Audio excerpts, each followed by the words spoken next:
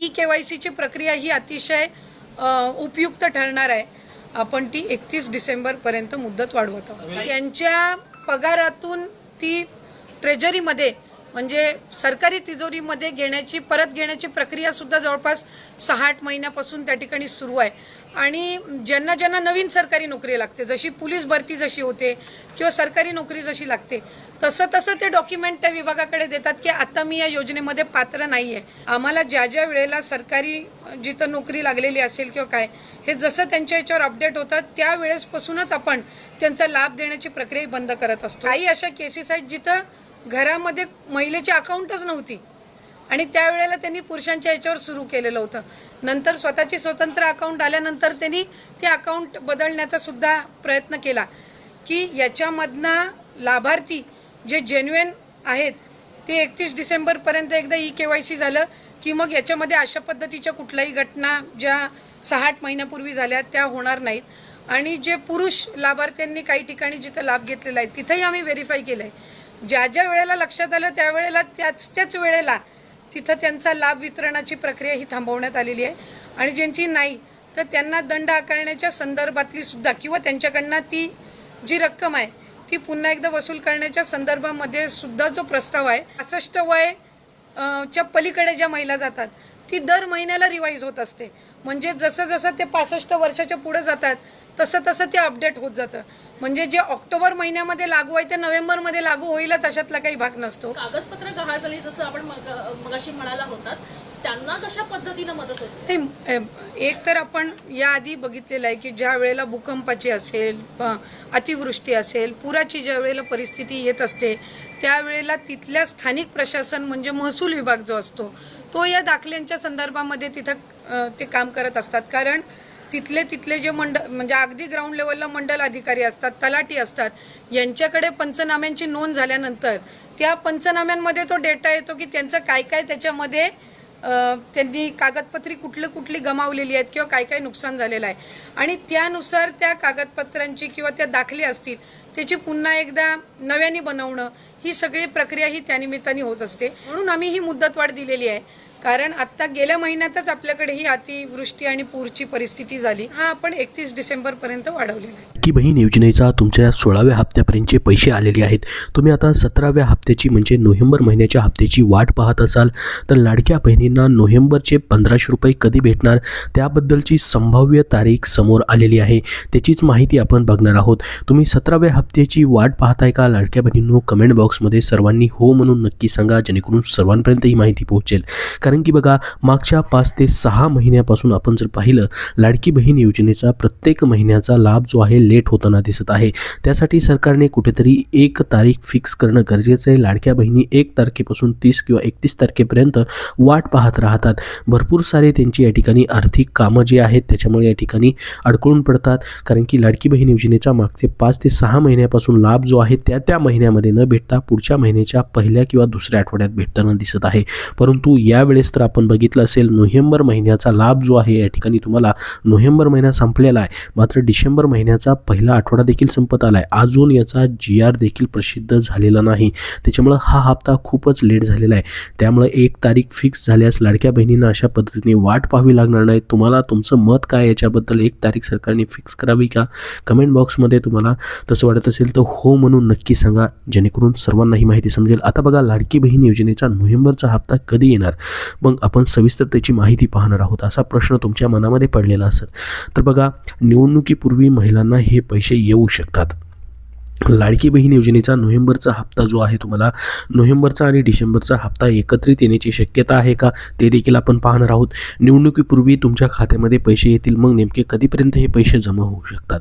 मुख्यमंत्री माझी लाडकी बहीण योजनेत महिलांना आपल्याला माहीत असेल दर महिन्याला सरकारमार्फत ज्या लाडक्या बहिणी आहेत त्यांना आर्थिक मदत म्हणून गरीबातल्या गरीब लाडक्या बहिणींना 1500 रुपये भेटतात. त्याचा फायदाही लाडक्या बहिणींना होतो. आता ऑक्टोबरपर्यंतचे 16 म्हणजे 16चे 16 हप्ते बऱ्याच लाडक्या बहिणींना जमा झालेत आणि त्याच्यामध्ये देखील काही लाडक्या बहिणींना जवळपास 8 हप्ते आले आणि त्याच्यानंतर हप्ते याचे बंद झालेले आहेत. असे देखील भरपूर साऱ्या लाडक्या बहिणी आहेत आणि त्या KYC करताना या ठिकाणी त्यांना एरर जो येतोय तो म्हणजे आधार क्रमांकच तुमचा पात्र यादीमध्ये नाही अशा पद्धतीने एरर येतोय.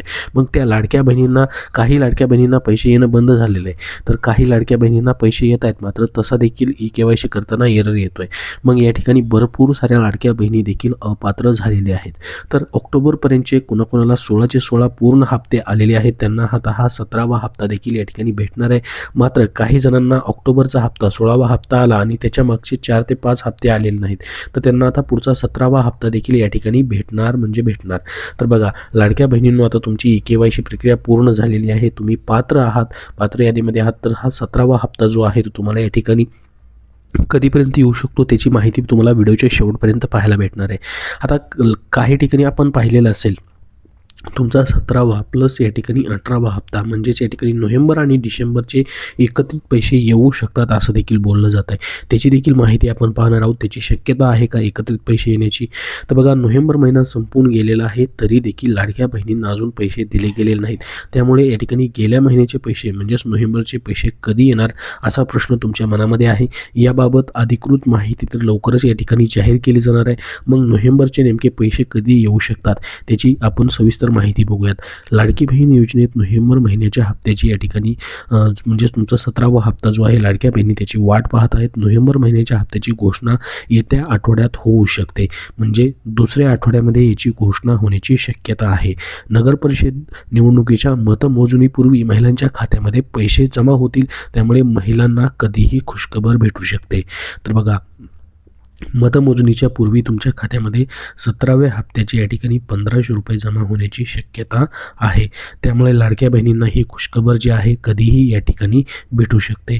तर दुसऱ्या आठवड्यामध्ये डिसेंबरच्या दुसऱ्या आठवड्यामध्ये मग या ठिकाणी त्याचा GR येणं अगोदर गरजेचं आहे, जो की या ठिकाणी 17व्या हप्त्याचा म्हणजेच नोव्हेंबर हप्त्याच्या निधी वितरणाचा किंवा निधी मंजुरीचा GR आल्यानंतर मग तुम्हाला या ठिकाणी पुढची प्रोसेस होणार आहे.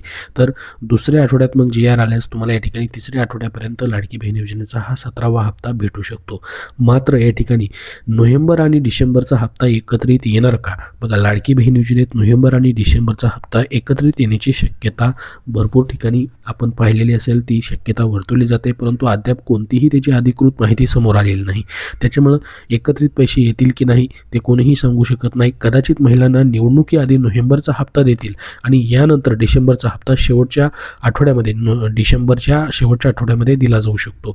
मग या ठिकाणी एकत्रित पैसे येण्याची शक्यता खूपच कमी आहे, कारण की या ठिकाणी जो GR येतो तो फक्त एकाच या ठिकाणी लाभाचा म्हणजे एकाच महिन्याचा या ठिकाणी इन्स्टॉलमेंटचा GR निधी येतो.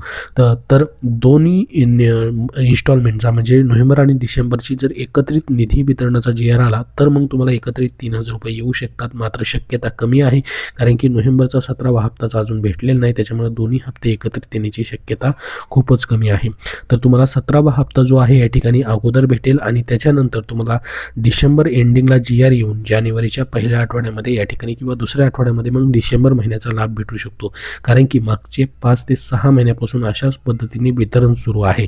त्या महिन्यामध्ये GR येत आहे आणि त्याचा जो लाभ आहे पुढच्या महिन्याच्या पहिल्या किंवा दुसऱ्या आठवड्यामध्ये तुम्हाला भेटतोय. त्याच्यामुळे एकत्रित 3000 रुपये येण्याची शक्यता कमी आहे. तुम्हाला फक्त 17वा हप्ता जो आहे या ठिकाणी डिसेंबर महिन्याच्या या ठिकाणी तिसऱ्या किंवा दुसऱ्या आठवड्यामध्ये त्याच्याबद्दलची घोषणा होऊ शकते. तर बघा आता महिलांच्या मनामध्ये त्यामुळे खूप मोठा संभ्रम या ठिकाणी निर्माण झालेला होता. तर या ठिकाणी तुम्हाला सांगितलेलं आहे शक्यता कमी आहे डबल हप्ता भेटण्याची. फक्त तुमचा नोव्हेंबरचा हप्ता या महिन्यामध्ये तुम्हाला भेटू शकतो. तर बघा मागील वर्षी विधानसभा निवडणुकीमध्ये या ठिकाणी आचारसंहिता होती, त्याच्यामुळे हे पैसे एकत्रित दिलेले होते. यावेळी मात्र तसं होणार की नाही या ठिकाणी पाहणं गरजेचं आहे. मात्र तसं होण्याची शक्यता खूपच कमी आहे. आता बघा लाडक्या बहिणींनो, तुमची KYC प्रक्रिया तुम्हाला पूर्ण करून घ्यायची आहे. याची मुदतवाढ तुम्हाला 31 डिसेंबरपर्यंत सध्या दिलेली आहे. लाडकी बहीण योजनेची KYC प्रक्रिया जी आहे ज्याच्यामध्ये भरपूर सारे लाडक्या बहिणींना अजूनही एरर येत आहेत, जसं की पती किंवा वडील हयात नाहीत, त्यांच्यासाठी या ठिकाणी ऑफलाईन पद्धतीचं ऑप्शन ठेवण्यात आलेलं आहे. अंगणवाडी सेविकांकडे तुम्हाला तुमचे डॉक्युमेंट जे आहेत ते जमा करायचे आहेत. सध्या त्याबद्दलचं ऑनलाईनचा ऑप्शन त्यांनी त्यांनी ठेवलेलं नाही आणि भरपूर साऱ्या लाडक्या बहिणींना KYC करताना महत्त्वाचा एरर येतोय, तो म्हणजे हा आधार क्रमांक पात्र यादीमध्येच नाही आहे. तर तुम्ही खरोखर पात्र असाल तर तुम्हाला काय करायचं आहे, तुमच्या जवळच्या महिला आणि बालविकास विभागामध्ये किंवा लाडकी बहीण योजनेच्या वेबसाईटवरती ऑनलाईन तक्रार करायची आहे. तुम्ही खरोखर पात्र आहात आणि हाच एरर येतोय, तुमचा फॉर्मच ओपन होत नाही, तर तुम्हाला KYCच करता येत नाही. त्यासाठी तुम्हाला संपर्क साधायचा आहे, जेणेकरून तुम्ही पात्र करून तुमचे पैसे जमा होण्यास मदत होणार आहे. तर लाडक्या बहिणींनो, तुमची KYC अजूनपर्यंत बाकी असेल तर तुम्हाला 31 डिसेंबरपर्यंत KYC करून घ्यायची आहे. आता ही एक या ठिकाणी मुदतवाढ जी आहे त्याचा फायदा तुम्हाला घ्यायचा आहे. तुमची KYC सक्सेसफुलचा SMS तुम्हाला आलाय की नाही, सर्वांनी कमेंट बॉक्समध्ये नक्की सांगा. KYC करताना अजून तुम्हाला काय अडचणी येत आहेत का तेही सांगा. तर या व्हिडिओमध्ये एवढीच महत्त्वाची माहिती, आपण डबल हप्ता भेटेल की नाही किंवा 17वा हप्ता तुम्हाला कधी येईल त्याच्याबद्दलची माहिती पाहिलेली आहे. अजून तुमचे काय प्रश्न असतील तर कमेंट बॉक्समध्ये विचारा. हा व्हिडिओ नक्की लाईक करा व पुढील सर्व अपडेटसाठी आपल्या चॅनलला सबस्क्राईब नक्की करून ठेवा. धन्यवाद.